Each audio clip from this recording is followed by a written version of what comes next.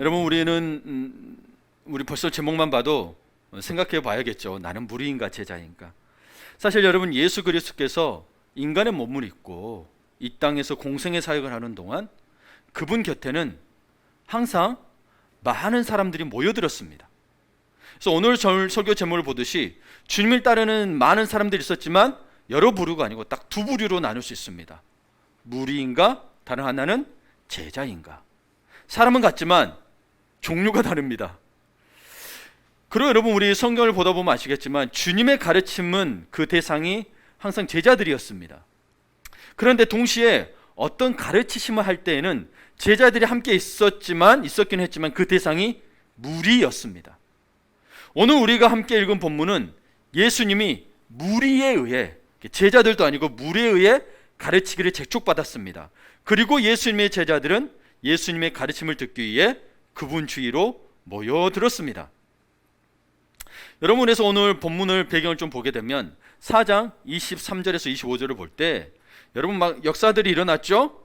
근데 그 역사들을 일어났는데 예수님께서는 사실 그 사람들을 모두 고쳐주셨습니다. 사람들 입장에서는 고침을 받은 거죠. 그리고 25절을 보게 되면 이때 수많은 무리가 예수님이 왔죠. 갈릴리뿐만이 아니고 어디서 와요? 데가볼리, 우리 리더반 하신 분들은 이 데가볼리 들어보셨죠? 다른 못 들어보셨을 텐데 하여튼 팔레스타인 전역에서 오는 거예요. 가까운 데서부터 멀리서부터 다 오는 거예요. 광야를 지나서 오고 또 사마리아에서도 다 오는 겁니다. 그리고 마태는 이들을 영어로 더 크라우즈, 무리라고 부릅니다. 25절과 5장 1절을 볼게요. 여러분이 좀 읽어보실까요?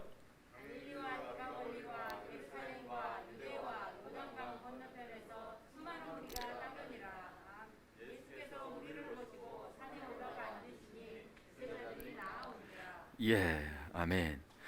이 4장 25절에 보면 수많은 무리가 따른다고 되어 있죠. 마태는 이 무리라는 용어를 여기서 처음 사용했습니다. 처음 사용했어요. 그리고 여러분 5장 1절을 보게 되면 예수께서 무리를 보시고 똑같습니다. The crowd고 산에 올라가 앉으시니 누가 나왔다고요? 제자들이. 여기는 his disciples라고 되어 있습니다.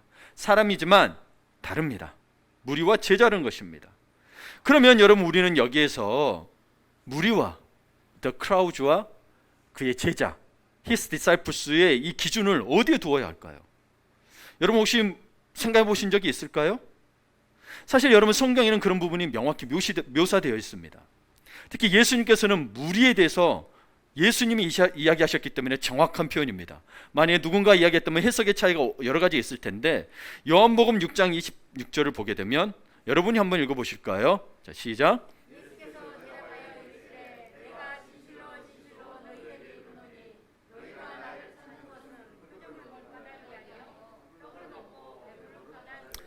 이 오병이어 사건 후에 참 그 기적과 표적을 보면 무슨 표적이겠어요?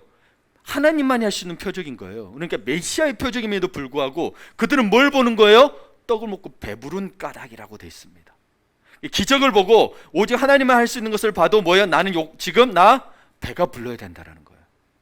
그러니까 여러분, 무리들 또한 주님을 따르던 사람이었어요. 왜 따랐느냐? 철저하게 자기 이익을 위해서 따른 겁니다. 내 배 부르기 위해서 따랐던 사람을 무리라고 합니다.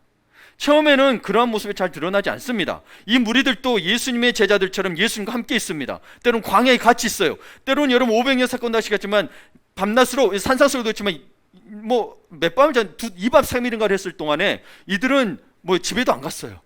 그 들판에서 잤어요. 대단한 사람입니다. 그러나 그들이 예수님과도 함께 있었지만 어느 편으로 볼 때는 또 적대적인 종교 지도자들과 또 함께 있었습니다. 때로는 이 무리들이 예수님께는 우호적이었습니다. 호의적이었습니다. 호산나 다윗의 왕이여, 막 종려나무를 해서 던졌지만 왕이 어서 오십시오 했지만 뭐예요? 나중에는 종교 지도자들 편에 서서 그들의 영향을 받아 예수님을 십자가에 못 박자는 그 결의 안에 찬성을 던집니다. 무리는 믿으면 안 돼요, 여러분. 여러분, 그래서 말을 끝까지 이 사람 내가 하고 이 사람 믿음이 있는 사람 무엇인가 생각했을 때는 사실 신앙적인 부분에 있어서는 여러분 그 사람을 신뢰 안 한다는 개념인 게 아니고 영적인 일이기 때문에 끝까지 그 말이 실천되는지 안 되는 거 보고 여러분 말씀을 가시셔야 되지. 그러지 않은 순간 뭐예요, 여러분? 수없이 당해 보셨죠? 말을 못 믿어요. 그러니까 안 믿는다는 게 아니고 그냥 그때까지 가봐야 알아요. 가봐야 알아요. 그래서 여러분은 보통 무리와 제자에 대해서 어떻게 생각하셨느냐? 일반적으로 생각하실 때 무리는 훈련받지 않은 사람이고 제자는 훈련된 사람으로 생각합니다. 그러나 그러지 않습니다. 무리와 제자는 그렇게 큰 차이가 없습니다. 우리가 교회가 지금 제자 훈련을 한다고 하지만 여러분이 제자임을 믿고 고백했기 때문에 제자됨이 무엇인지 모르니까 가르치는 거지. 여러분 벌써 무리와 제자는 구분되어 있어요. 구분되어 있어요. 무리이니까 제자 훈련 시킨 건 아니에요. 네. 그래서 여러분 여기에서도 벌써 훈련하다 보면 무리와 제자가 구분이 되기 시작합니다. 그러나 여러분 큰 차이가 없는데, 그런데 그들에게는 또 무리와 제자들 사이에서는 여러분 큰 공통점이 하나 있습니다. 바로 그것은 열심입니다. 열심. 그러니까 무리이건 제자이건 할 건 없이 두 부류는 모두 예수님께 가고자 하면은 열정과 열심이 대단합니다. 예, 지금도 이 시대에 보면 애기 엄마들 대단하죠? 예, 나와서 예배 드리고 하는 것도 쉬운 일은 아닙니다. 살림하면서 직장일까지 하는 것들 슈퍼맘이라고 표현합니다. 예, 슈퍼맘이라고 표현을 해요. 그리고 혼자서도 애들까지 키우면서 아빠들도 뭐예요? 슈퍼 데디라고 이야기하죠. 대단합니다. 그 열심들이 다 있습니다. 그 오늘 말씀에도 보시면 알겠지만 예수님이 계신 곳에 저 멀리서 와요. 데가볼리, 갈릴리, 예루살렘, 유대, 요단강 동편 저편에서 수만 무리가 이렇게 왔다고 말합니다. 심지어 아까 보셨던 요한복음 6장에 보면 예수님의 오병이어의 기적을 베푸신 다음날 무리들이 예수님이 있던 곳을 찾아가요. 근데 전날 있었던 곳에서 예수님 보이지가 않아요.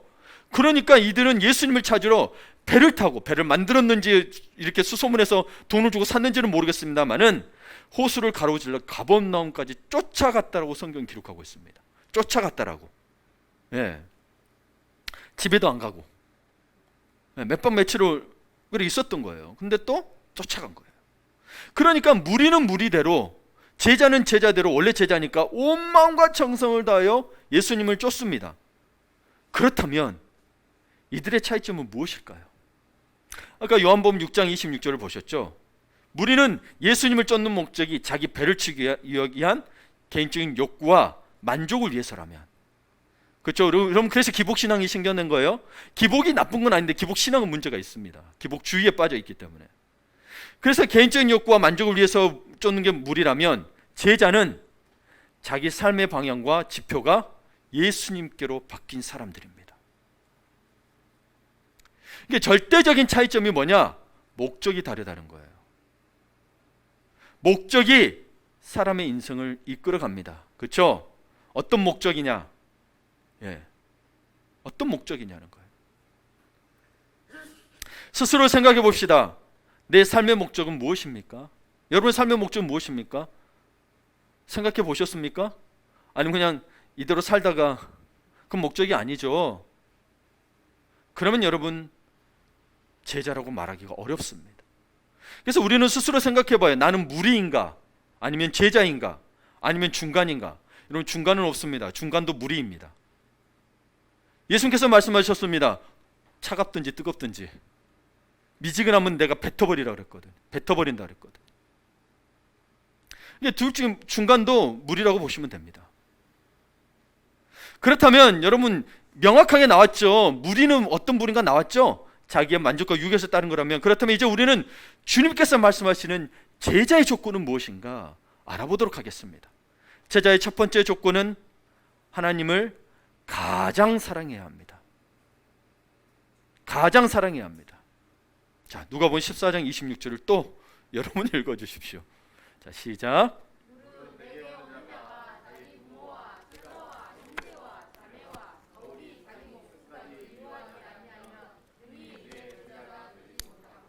네, 여러분 이거를 읽으니까 어때요? 뭐야? 내 가족을 주신 분이 가족까지 버리라고? 이 구절 읽으면 누구나 이 생각을 합니다. 그리고 설교 때 들었는데 또 잊어버리고 또 그 생각을 또 합니다. 다 했어요. 왜 그런가 했지만 불구하고 또 이럽니다. 왜냐하면 세상에 사니까 여러분 사실은 주님의 마음을 가지고 살지 못하기 때문에 그렇습니다. 사실은. 그러니까 성경을 볼 때 뭐냐? 항상 세상적 가치관을 보게 돼요. 가족을 버리라고? 너무한 거 아니야? 자, 여러분, 제가 먼저 예화를 드리겠습니다. 이게 그런 말이 아니라는 것을 다시 한번 기억해 주시고, 어느 날 아버지가 아들에게, 야, 너 그렇게 부모 속을 상하게 하려면 나가 죽어라. 여러분, 그래서 이 말을 들은 아들이 아버지에게 말하기를, 네, 알겠습니다. 아버지 말씀에 순종해야 되니까 내가 순종해서 나가 죽겠습니다 하고 죽었다면 그게 순종입니까? 아버지의 말씀이 죽으라는 말인가요? 아니죠. 뭐예요? 더 이상 쏙쏙이지 말고 인간이 되라고 하는 말인 거죠. 그 말씀에 담겨있는 진짜 의도를 알아야 합니다. 그러니 오늘 이 읽었던 누가복음 14장 26절의 말씀도 여기에서 하나님의 마음을 읽을 줄 알아야 합니다. 여러분이 생각하기에 가족을 버리라고 인간의 생각인데요, 하나님의 마음을 읽을 줄 알아야 되는데, 이 말씀 누가복음 14장 26절 다시 한번 띄워주실래요? 26절을.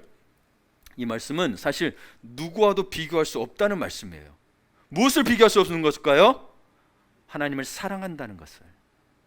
그러니까 부모와 처자, 자기 자신까지도 비교될 수 없을 정도로 하나님을 사랑하는 것이, 그래서 가장 사랑한다고 해야 됐죠. 첫 번째, 가장 사랑하는 것이 제자의 조건이 된다는 역설적인 말씀입니다. 버리라는 의미가 아니에요. 하나님을 먼저 사랑하라는 거예요. 가장. 그러니까 세상이 뭐예요? 하나님을 사랑하지 않냐고 뭐예요? 내 가족, 내 친지, 내 형제, 내 목숨을 먼저 소중히 여겼다라는 거죠. 그러다 보니 뭐예요? 내가 문제가 해결되고 내가 아프지 않아야 하나님 더 잘 섬기게 있다고 생각하는 거예요. 하나님 우선이 되면 그러지 않습니다. 곰곰이 생각해 보세요. 그래서 제자의 조건은 하나님을 제일 사랑하는 것입니다. 여러분, 그래서 여러분 과거에 하나님보다 자녀를 더 사랑했잖아요. 그럼 뭐예요? 내가 아프면 아팠지 자녀 아픈 건 못 보겠잖아요. 왜? 사랑하니까. 아파도 뭐예요? 내가 아파도 자녀가 아프면 다 분수발해요, 안 해요? 하잖아요. 근데 하나님을 사랑한다 하면서 뭐예요? 내가 아프거나 내가 어려우면 그거 해결되고 오겠대요. 하나님을 사랑하는 게 아닙니다. 혹 사랑이 뭔지를 모르거나. 그래서 참 제자는 어떤 물질보다도, 사람보다도, 명예와 인기보다도 먼저 하나님을 사랑할 줄 알아야 합니다. 그 사랑하면 여러분의 그런 어려운 문제까지도, 근데 내가 사랑을 했더니 하나님은 어느새 나를 돌보고 계신다는 사실을 알게 됩니다. 근데 그러지 못하고 자꾸 내가 해결되고 올라 그러면 하나님의 돌보심을 여러분이 피하고 있는 겁니다.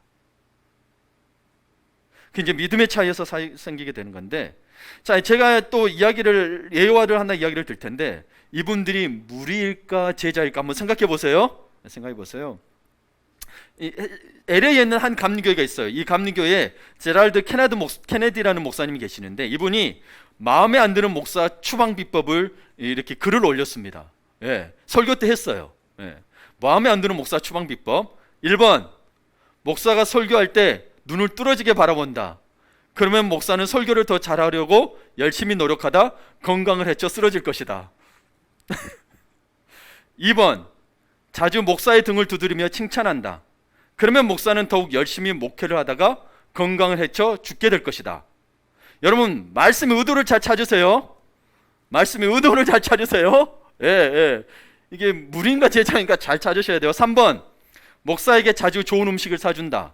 그러면 목사는 비만에 걸려 목회를 그만둘 것이다. 4번, 교회를 열심히 도와준다. 그러면 목사는 너무 좋아 심장마비에 걸려 죽게 될 것이다. 5번, 교회를 위해 열심히 기도한다. 그러면 교회가 성장하여 큰 교회가 되고 목사는 피곤하여 쓰러지게 될 것이다. 제자인가요? 무리인가요? 이거 구분을 못 지으면 안 되죠. 여러분, 말씀의 의도를 잘 찾으세요. 예? 제자죠, 그렇죠? 웃자고 이렇게 이야기한 거지 실제로 이렇게 되면 제자인 거죠. 예. 이렇게 하지 말라는 이야기가 아니라 이렇게 하라는 이야기인 거예요. 잘 파악을 하셔야 돼요. 웃자고 하는 이야기인 거예요. 우리가 그러지 말한다고 그런 게 아니고 정말 하나님의 말씀의 의도를 잘 파악하셔야 됩니다. 두 번째 제자의 조건은 서로 사랑해야 합니다. 요한복음 13장을 함께 또 읽습니다. 자, 시작. 새 계명을 너희에게 주노니 서로 사랑하라. 내가 너희를 사랑한 것 같이 너희도 서로 사랑하라. 너희가 서로 사랑하면 이로써 모든 사람이 너희가 내 제자인 줄 알리라. 아멘. 딱 명시되어 있죠. 제자의 조건 뭐예요? 서로 사랑하라고. 그래서 너희가 모든 사람이 내 제자인 줄 알리라. 제자임을 드러내야 된다라고 이야기하고 있죠. 나는 예수 믿는 사람 아니에요? 모르겠어요가 아니고 드러내야 된다라고 이야기합니다. 그래서 이 구절을 쭉 읽다 보면 여러분 그렇게 또 나옵니다. 너는 빛과 소금이라고. 여러분 빛이 되는 게 아니고 소금이 되는 게 아니고 이미 여러분은 예수를 믿는 순간 빛이요 소금이라고 이미 말하고 명시하고 있는 거예요. 난 아직 빛이 아니에요, 소금이 아니에요. 그거는 나는 구원이 없어요 말 같은 말이에요. 모르셨죠? 봐보세요. 성경 그렇게 돼 있어요. 그것만 떼어놓고 보면 나는 아직 빛이 안 됐고 소금이 안 됐는데 이 요한복음 13장 흐름에서 딱 봐보세요. 그럼 나는 구원이 없어요 라는 뜻이에요. 빛과 소금의 역할을 하라고 말하고 있는 거예요. 그러니 스스로 의롭게 여기는 것보다 남들을 나보다 낫게 여기고 서로 사랑하는 것이 예수님을 사랑하는 증거라고 말하고 있고요. 예수님을 사랑하는 것처럼 서로 사랑하면 모든 사람이 당신이 예수님의 제자인 줄 안대요. 근데 내가 사랑한 것 같은데 예수님의 제자인 줄 모른다 그러면 예수님을 사랑하는 것처럼 안 한다는 것을 조금 생각해 봐야 합니다. 그런데 여러분 이 사랑한다는 것에서 여러분이 여러분의 생각과 도덕적 관념으로 사랑하면 안 됩니다. 서로 사랑함에도 중보자 예수님이 필요합니다. 보실까요? 34절에 보면 내가 너희를 사랑한 것 같이 너희도 서로 사랑하라고 되어 있습니다. 내가 너희를 사랑한 것 같이. 이 사랑이 무엇일까? 이 사랑이 어떤 사랑일까? 요한복음은 저자는 사도 요한입니다. 이 사도 요한이 또 요한일서도 1, 2, 3서도 썼는데 요한일서 3장 16절을 함께 봅니다. 같이 읽겠습니다. 그가 우리를 위하여 목숨을 버리셨으니 우리가 이로써 사랑을 알고 우리도 형제들을 위하여 목숨을 버린 것이 마땅하니라. 아멘. 어떤 사랑이에요? 우리를 위하여 목숨을 버리셨으니 우리가 이로써 사랑을 알고 돼 있죠. 예. 이로써 사랑을 알게 돼요. 그냥 사랑을 아는 게 여러분 우리가 과거에 우리 인간의 사랑은 모르고요. 예수님의 사랑을 알아야 이제 사랑을 안다는 거예요. 그래서 다른 사람을 사랑할 수 있고 목숨도 버릴 수 있다고 이야기하는 거예요. 그러니까 여러분 어떤 사람 여러분 옛날에 저희 제가 학창 시절에 보게 되면 롯데껌이었던 것 같아요. 거기 보면 항상 껌에 보면 Love is 해가지고 글이 써져 있어요. 껌 하나하나마다. 그럼 그거 찾아보는 재미가 있어서 읽어보는 재미가 있어서 그 껌을 사서 씹었던 기억이 있어요. 여러분은 혹시 이 롯데 껌 아니요? 모르겠지만 그러면 그런 데들에 이런 글들이 있어요. 어떤 사람은 사랑이란 뭐라고 이야기하냐면 함께 한 곳을 바라보는 곳이다 라고 이야기합니다. 함께 한 곳을 바라보는 것. 대학 시절에 너무 이 말이 감동이 되는 거예요. 그렇구나, 사랑은 함께 보는 사람, 함께 방향을 보러 보는 거니 나도 나중에 배우자를 선택하면 함께 바라볼 수 있는 사람을 선택해야겠다 이렇게 생각하거든요. 그리고 또 어떤 사람은 결혼해 보니까 이 결혼해 보면서 또 사랑에 대해서 관점이 달라져요. 결혼한 사람의 사랑이 뭔지를 봤더니 TV 채널권을 양보하는 게 사랑이래요. 그렇죠? 내가 보고 싶은 거 있는데 양보하는 거예요. 그래서 여러분 대체적으로 사람들의 사랑은 뭐냐면 감각적인 것, 감성적인 것으로 여겨집니다. 제가 이 사랑을 부인하는 게 아니고 그런데 우리는 참된 사랑은 그리스도인의 참된 사랑은 이 감각적인 거에만 국한되면 안 됩니다. 함께 바라보는 방향이 여러분 같을지라도 여러분 영원히 사랑 못합니다. 그렇게 해서 만나서 결혼했지만 한 곳만 바라보고 살던가요? 아니죠. 다 이거는 여러분 사실 세상적으로 우리에게 낭만적으로 던지지만 현실은 그러지 않습니다. TV 채널권 양보해도 알아주던가요? 안 알아줍니다. 내가 모시고 본다는데 아예 이제 TV를 따로 사놓고 봅니다. 예, 그렇죠? 뭐 하나 나눠서 내 양보해요. 한 방에 하나 놓고 거실 하나 놓고 하나씩 보면 될걸. 그러니 여러분 요한일서 3장 16절 한번 띄워주시고 참된 사랑은 여기에 보시면 알겠지만 하나님께서 우리의 죄를 위하여 목숨을 버리셨어요. 독생자 예수 그리스도를 이 땅에 보내신 역사적 사실에서부터 출발한다는 겁니다. 예수님이 이 땅에 오시고 하나님이 이 독생자를 보내셨던 걸 여러분 역사적 사실로 믿으세요? 아니면 그냥 그랬다라고 믿으세요? 역사적 사실인 거예요. 이걸 믿지 못하면 여러분 이 성경 자체를 안 믿는 거예요. 이걸 안 믿으면서 다른 걸 믿는다. 그거는 욕심에 따라 믿는 거예요. 여러분 우리의 믿음은 그래서 요한복음 3장 16절에 하나님이 세상을 이처럼 사랑하사 독생자를 주셨으니 이는 저를 믿는 자마다 멸망치 않고 영생을 얻게 하려 하십니다. 하나님이 세상을 이처럼 사랑하사 독생자를 주신 게 뭐다? 역사적 사실이다라는 거예요. 우리의 사랑은 여기서부터 출발하는 거예요. 근데 여러분 사랑은 이제 뭐부터 출발했죠? 나를 알아주는 사람, 나에게 잘해주는 사람, TV 리모컨을 양보하는 사람에게서 찾았다라는 거죠. 결코 만족이 없습니다. 여러분 TV 채널만 양보해줬다 사랑이라고 만족하나요? 아니요. 다른 것도 또 요구하기 시작하잖아요. 끝이 없죠. 그리고 여러분 아시겠지만 인간의 사랑은 그러다가라도 TV 채널이 이제 내가 좀 하고 한번 양보 안 하면 나 사랑 안 하지? 이렇게 따지고 들죠. 그럼에도 불구하고 여러분 우리가 그런 모습을 보이고 어찌 보면 하나님을 배신하고 또 배신했음에도 불구하고 이미 선악과를 따먹고 배신하고 베드로처럼 믿음이 있다고 하면서도 3번 예수님을 분했음에도 불구하고 주님은 여전히 똑같이 사랑해 주시나요?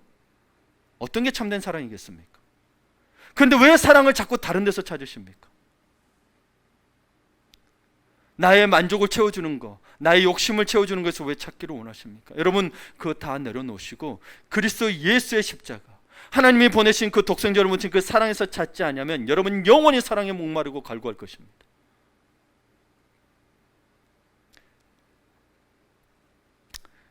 요한복음 3장 16절만 봐도 하나님이 먼저 죄인을 찾아오신 적극적인 사랑을 하셨습니다. 자신을 온전히 희생하신 사랑입니다.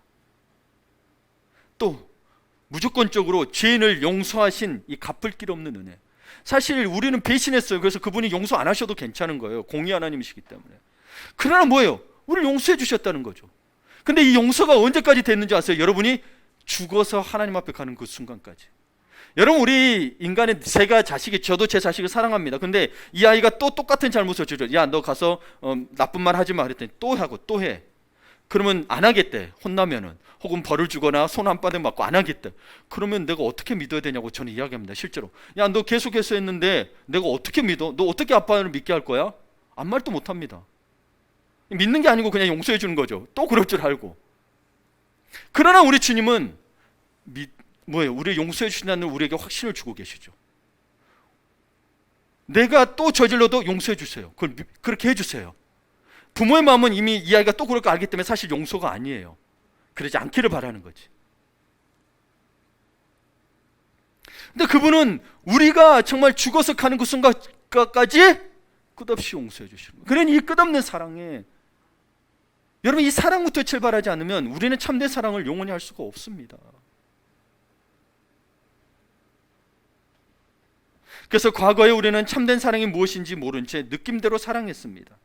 그러나 이제 예수 그리스도께서 자신의 고귀한 목숨을 버리심으로써 비로소 사랑이 무엇인가를 알게 되고 내 힘으로는 사랑할 수 없는 형제를, 자매를, 이웃을, 부모를 혹은 저 먼 친척을, 직장 동료를 이제는 사랑할 수 있는 내적인 힘을 얻게 되었습니다. 그 사람이 변한 게 아니에요. 내 안에 뭐가 들어왔어요? 그리스도 예수의 사랑이 들어왔는데 이게 성령으로 말미암아 된다는 거예요. 왜요? 성령의 열매잖아요.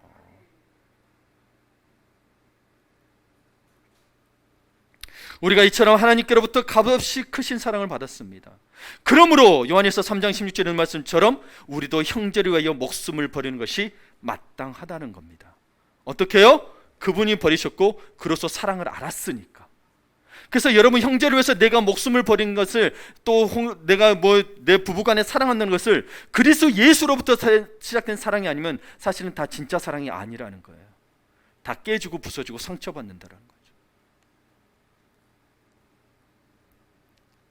근데 여러분 여기서 마땅하다라는 이 말이 우리 편은 그냥 마땅하다 그러는데 헬라어로 오페이로라는 뜻인데 이 의미가 빚을 지고 있다는 뜻입니다. 빚을 지고 있다.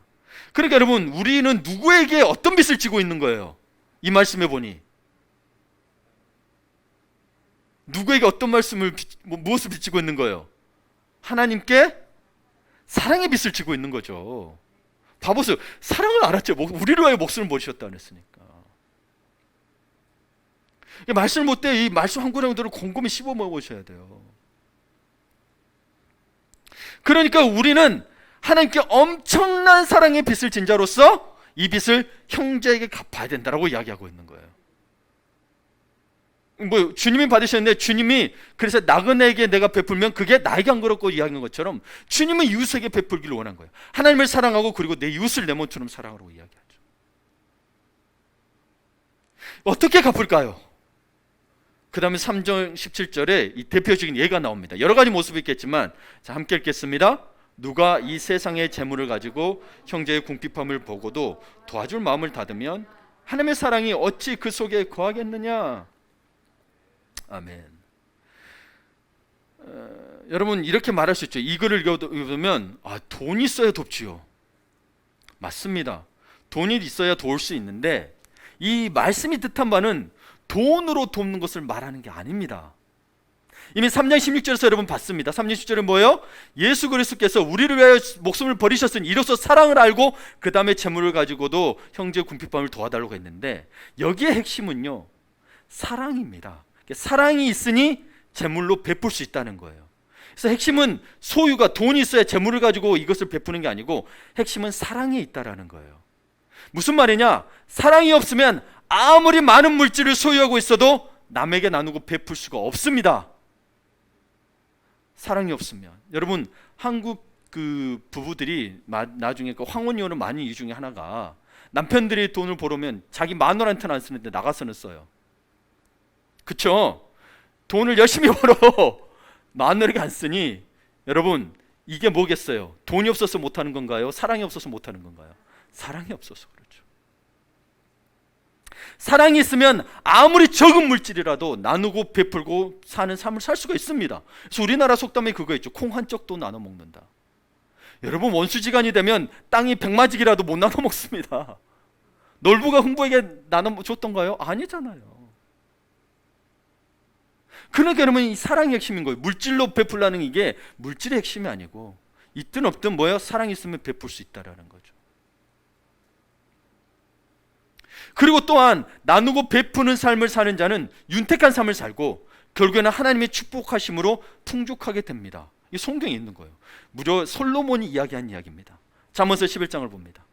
이게 세 번역으로 제가 좀 쉽게 더 풀었어요. 세 번역이 쉽게 더 풀어줬어요. 우리 같이 읽겠습니다. 남에게 나누어 주는데도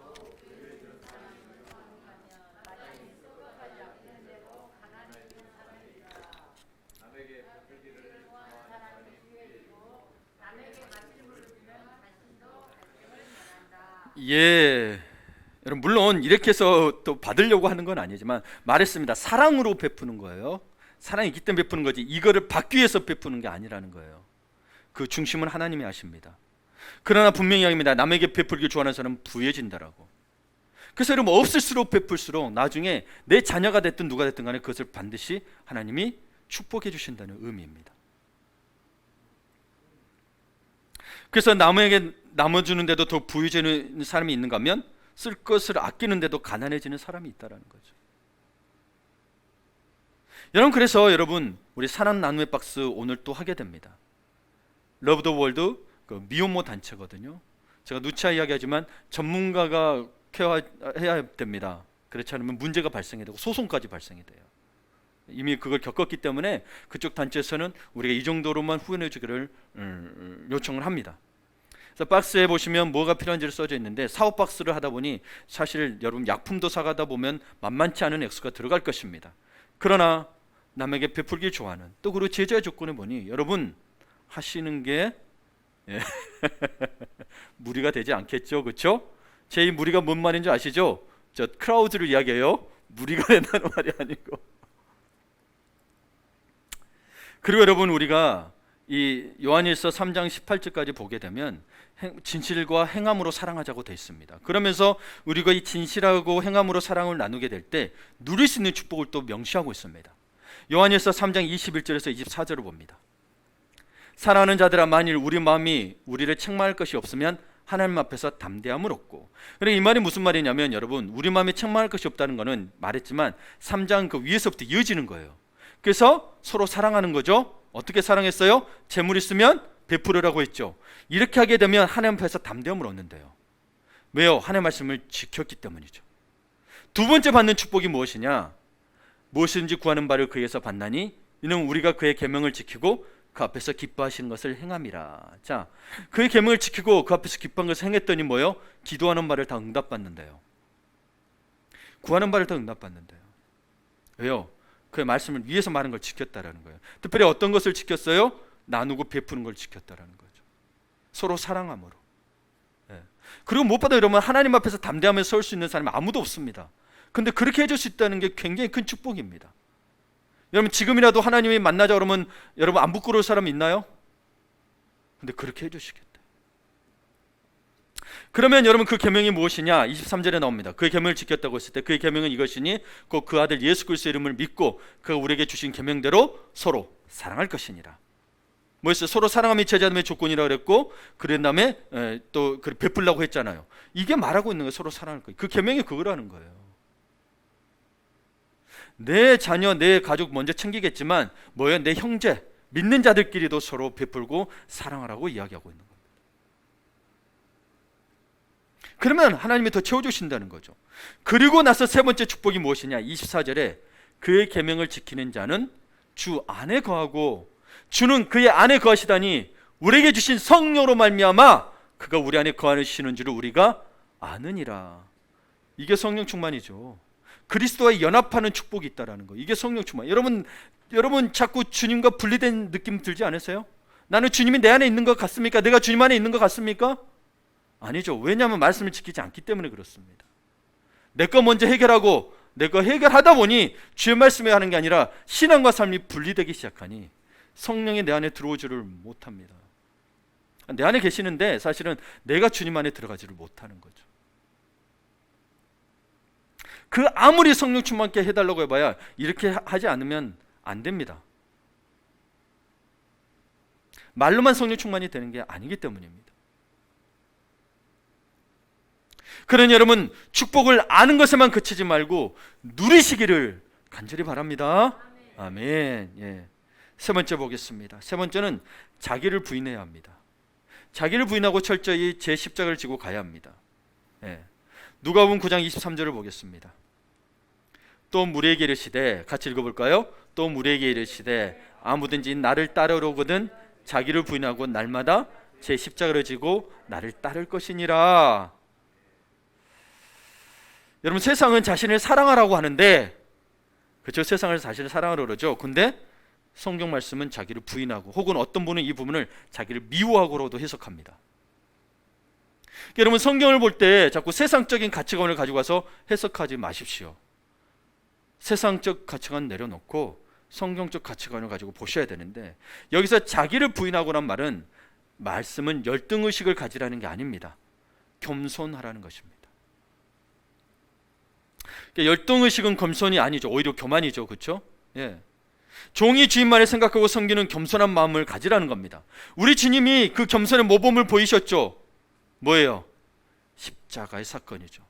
여러분 빌립보서에 보게 되면 하나님 예수께서 이 성육신의 사건을 하나님과 동등됨을 취하지 않으시고 돼 있어요. 그러니까 쉽게 말하면 여러분 왕이 뭐예요? 종이 됐다는 걸 이야기하는 거예요. 여러분 대통령이 여러분이 됐다고 이야기하고 있는 거예요. 대통령 끝발이 여러분 끝발이 됐다고 이야기하는 거예요. 여러분 그게 상상이 되세요? 김정은이가 거기 자기 북한에 있는 가장 미적인 와우지 탄공에 있는 사람이 됐다라는 거예요. 좀 이해되세요? 예, 이게 굉장히 여러분 이거를 깊이 생각해. 그분이 얼마나 위대하신가 알아야 돼요. 제가 이렇게 물어보는 이유는 자꾸 하는 건 정말 그 위대하심 앞에 여러분이 정말 엎드려지는지 물어보는 거예요. 그분이 이 땅에 온 게 어마어마한 사건인 거예요. 겸손의 극치인 거예요. 여러분이 대통령인데, 여러분이 김정은인데 아우지 탄광에 들어가겠어요? 아니, 근데 그분이 왔다니까요. 그렇게 돼서 진짜 탄광에서 탄광을 켜고 계신 거라니까.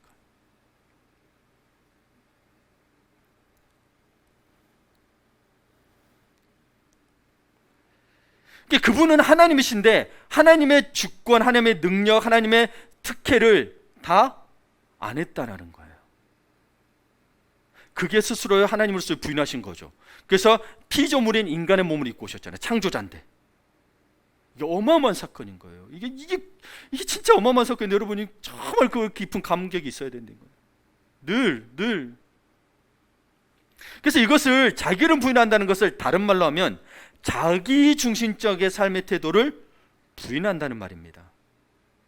우리들에게는 여러분 아시겠지만 심리학이나 상담에서도 다 이야기하는데 이 자라고도 표현하죠. 에고라고 이야기하죠. 에고라고 들어보셨죠? 예, 에고라는 것이 있습니다. 그래서 우리가 예수 그리스도를 믿기 전에는 모든 것을 이 에고, 자기 중심으로 살아옵니다. 특별히 여러분 이 심리학에서도 보면 에고가 있는데 에고 중에서도 슈퍼 에고가 있습니다. 슈퍼 에고. 이거를 한국말로 초자라 그럽니다. 내가 가장 강력하게 드러나는 게 있어요. 여러분이 가장 강력하게 드러나는 게 뭐가 있을까요? 내가 절대 포기 못하는 거. 나는 꼭 이렇게 해야 돼. 초자아입니다. 이 초자아가 예수님보다 더 크죠.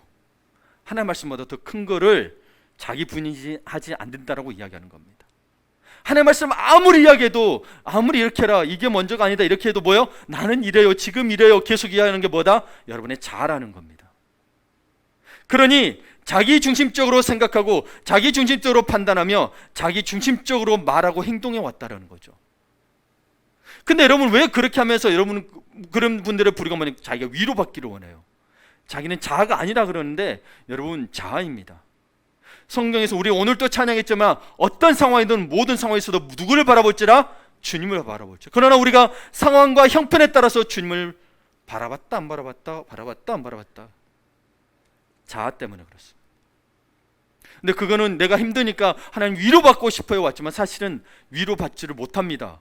왜요? 내 자아로 말미암아 하나님을 바라본 게 아니라 나는 위로받고 싶어하는 내 중심적인 사고를 가지고 나왔거든요.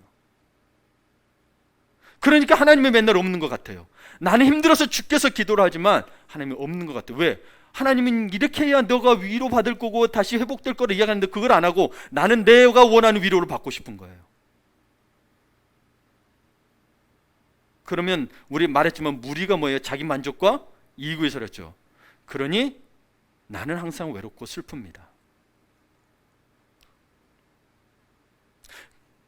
생각해 보셔야 됩니다. 그러니까 여러분 세상은 자기를 사랑하라고 하는데 주님의 말씀은 자기를 부인하라 그러는데 이 자기 부인이 진짜 자기를 사랑하는 것입니다. 제가 이 말씀을 읽다 보니 그게 느껴졌어요. 자기를 부인하는 게 왜 진짜 자기를 사랑하는 것이냐면 여러분 우리가 세상에 살다가 정말 사랑을 받고 싶고 그럴 때는 뭐가 있냐면 사실은 세상의 죄로 말미암아 어떤 어려움들 때문에 내 마음의 근심과 걱정으로 말미암아 나는 힘들고 어렵고 힘들어요. 그러다 보니 사랑받고 싶어요. 그러다 보니 그 왜곡된 사랑을 받게 됩니다. 그 사랑을 뭐냐면 결국 나만 위로받고 싶고 나만 연민을 느끼게 되고 낭만과 고독으로 남습니다. 그렇죠? 사랑은 긍정적인 거거든요. 그런데 왜 연민이 되고 위로만 돼야 되는 걸까요? 그게 자기 진짜 사랑이 아니고요. 죄로 말미암아 타락된 자기 자신에게 사랑받고 싶기 때문에 그렇습니다. 그러면 그 사랑을 뭐 예수 그리스도의 사랑이 나와야 되는데 뭐예요? 자기 방식의 사랑을 원해요. 위로받고 싶고 연민받고 싶고 뭐예요?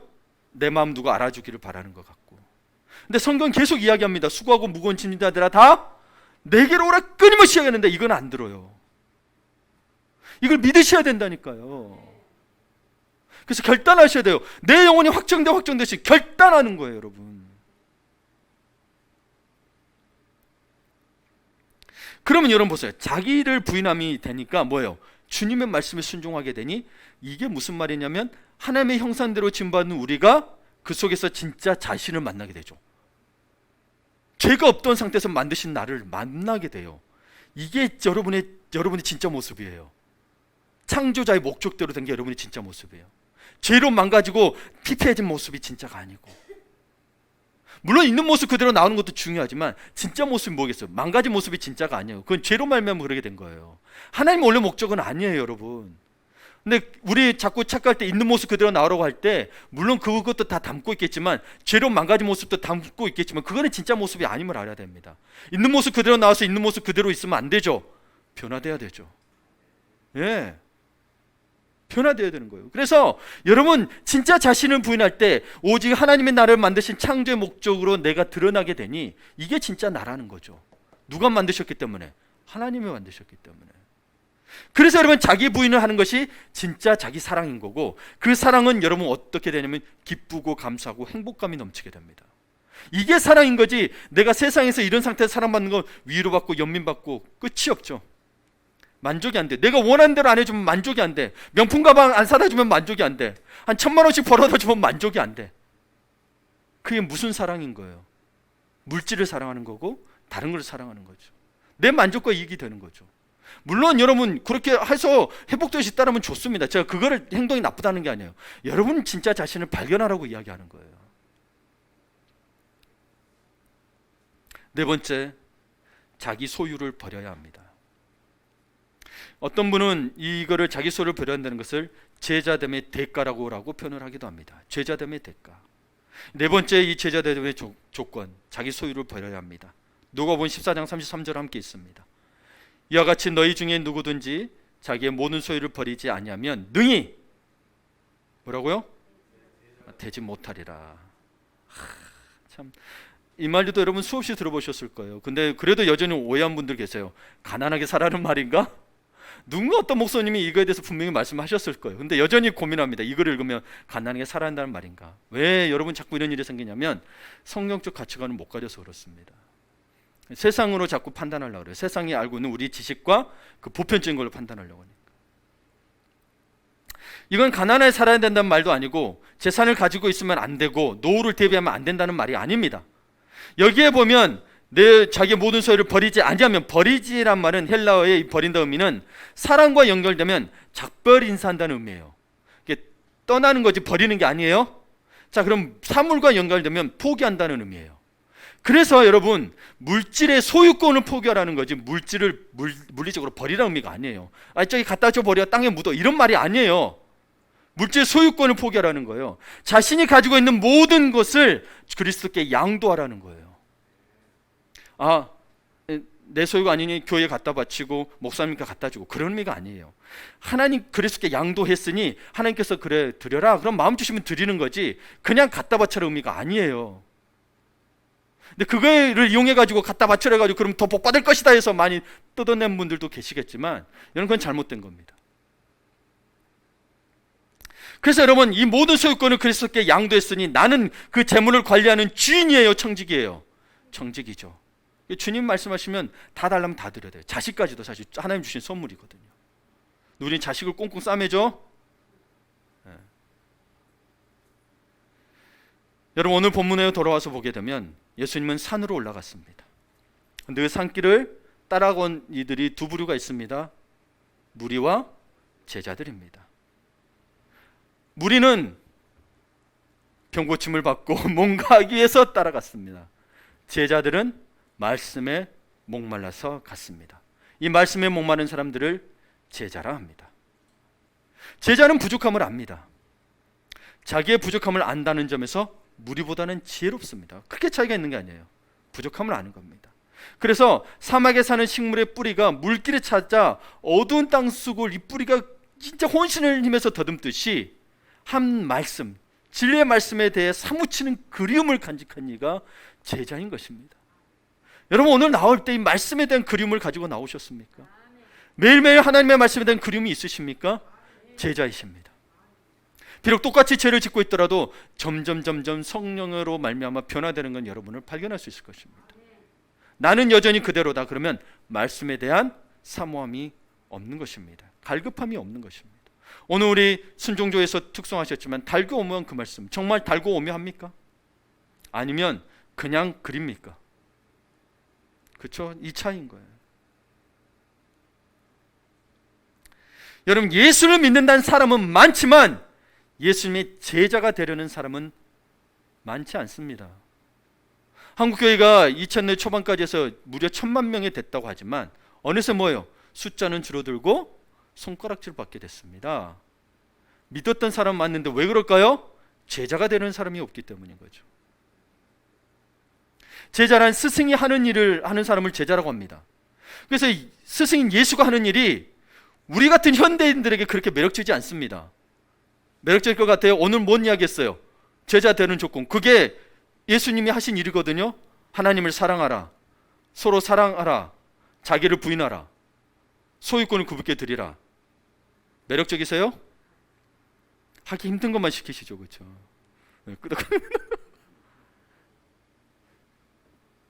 제자는 이걸 할 수 있고 제자는 이걸 할 수 없다는 겁니다. 그 차이입니다. 이 교회에 온다고 해서 그래서 다 자신의 신앙인이 아니라는, 이게 여러분 이거를 하냐 안 하냐에서 여러분 사실 이거 구원 있는 자는 이렇게 하고, 사실 엄밀히 따지면 구원을 놓고 본다면, 제가 구원을 판단하는 문제는 아니지만 바울서신이나 여러서 봤을 때 이걸 하느냐 안 하느냐 구원이 있고 없고 결정이 이미 보입니다. 구원받는 자들은 이걸 하게 된다라는 거예요. 완전하진 않지만 이러기 위해서 굉장히 마음과 정성을 다한다라는 거예요. 여러분 지금도 보시면 알겠지만 대부분의 교인들이 천당 가기 위해 예수를 믿습니다. 근데 소명을 다하고자 신앙생활에 진지하게 임하려는 마음은 빠져 있습니다. 대표적으로 위대한 사명, 너희는 가서 모든 족속으로 제자를 삼으라는 말은 그냥 나 구원만 받으면 됐지라고 안 해버립니다.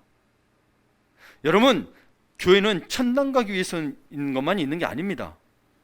이미 교회에 오신 분들은 천당을 이미 받았습니다. 예수를 믿었기 때문에. 그럼 교회의 전제 목적은 무엇이냐? 예수 그리스도를 통하여 세상을 구원하려는 이 하나님의 구속 사역을 교회를 통하여 완성하시려고 하는 겁니다. 그래서 여러분, 이 교회 공동체는 그리스도의 몸이 될 것이냐, 주식회사가 될 것이냐 하는 것은 교회 각 지체인 여러분이 제가 제자가 되어야 된다는 겁니다. 제자가 되지 않으면 주식회사, 헌금하고 예배는 드려요. 예배는 드리고 하는 것 같은데 뭐예요? 주식회사예요. 손가락질 받아야 됩니다. 그러나 그리스도의 몸이 될 것이냐, 나가서 우리 권사님도 기도하셨지만 나가서 복음 전하는 사역하지 않으면, 그래서 훈련받는 거예요. 여러분, 그래서 훈련받는 거고, 여러분이 제자에 대해 잘 몰라서 훈련받는 거지 제자가 안 돼서 훈련받는 게 아니에요. 그리고 많은 예전에 믿었던 분들이 다 천당 가기 위해서만 교회도 안 된다고 생각해요. 아니라니까요.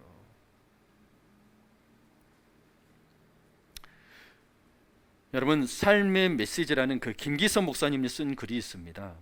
저는 여러분에게 이 김기성 목사님의 책을 권합니다. 제가 지금까지 여러 목사님들 책을 읽어봤지만 이분의 글은 굉장히 수필과 같기도 하고요, 원어원 같기도, 설교와 형식은 좀 많이 다릅니다. 언어가 영혼을 담아내는 것 같아요. 제가 너무 이분 글이 그래서 너무 좋은데, 제가 이런 표현을 어느 분 설교도 이렇게 표현 쓴 적이 없잖아요. 마치 그 한 올 한 올 이렇게 그 따가지고 말씀의 옷을 입혀주는 것 같아요. 저는 이분의 표현이 너무 좋아요. 그래서 이분이 제자에 대해서 이렇게 표현을 했어요. 갈릴리 어부들이 그물과 배를 버려두고 예수를 따랐다는 말은 하기 좋은 옛날 이야기가 아니라 현재 진행형으로 재해석되어야 한다. 여러분, 이 표현은 현재 진행형으로 재해석되어야 된다. 나는 그 시대 사람이 아니니까 옛날로 두지 않았나요? 여러분에게 지금 이게 현재 진행이 되어야 된다는 거예요. 그래서 제자들도 뭐였어요? 여기 이분이 계속 이야기합니다. 예수 앞에 나온 제자들은 이제 더 이상 호기심에 사로잡힌 무리가 아니다. 그 전까지도 이들도 무리였다라는 거예요. 제자들도. 그러나 예수님을 진정 따랐을 때 더 이상 무리가 아니고 뭐다? 제자라고 이야기합니다. 여러분은 호기심에 사로잡힌 무리입니까? 아니면 제자입니까? 늘 생각하시면서 제자된 여러분이 되시기를 간절히 축복합니다. 아멘.